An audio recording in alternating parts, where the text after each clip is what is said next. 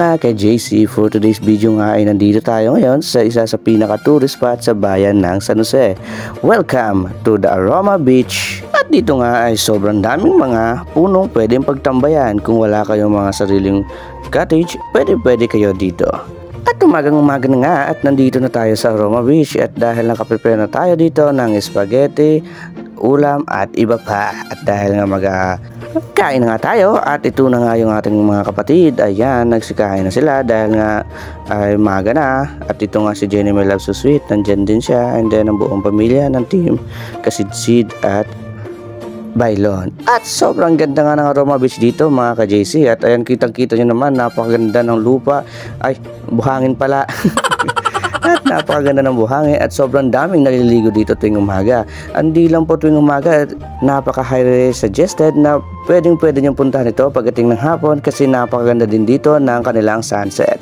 At pagkatapos nga namin magtampisaw at nagsimula na rin kami maglakad-lakad dito upang makita yung ibang mga tao na naliligo.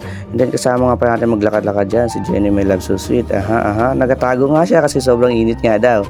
Pero at least masarap maligo dito lalo pag mainit. Habang naglakad-lakad nga tayo, meron tayo dito nakitang isang grupo ng mga sa simbahan na nagbabautismo. Ayan, nagbabaptize po. Shoutout po sa inyo.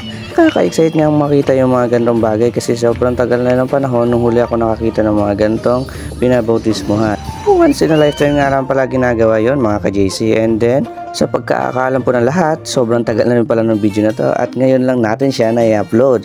Ang video nga pala na to ay nakuha noong Easter Sunday pa po.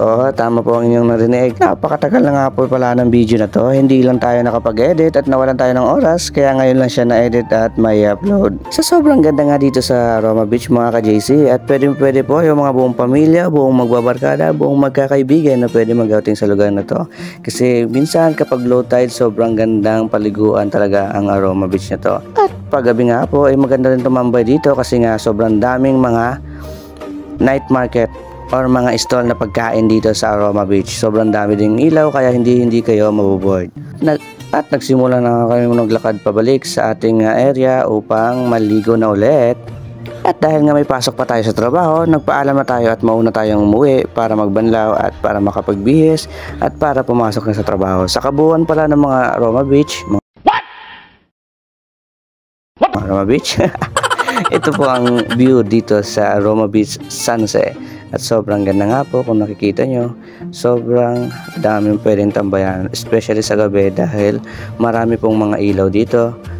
At sobrang dami ding mabibilihang mga pagkain. So yun lamang po, hanggang dito lang aming video. Maraming salamat!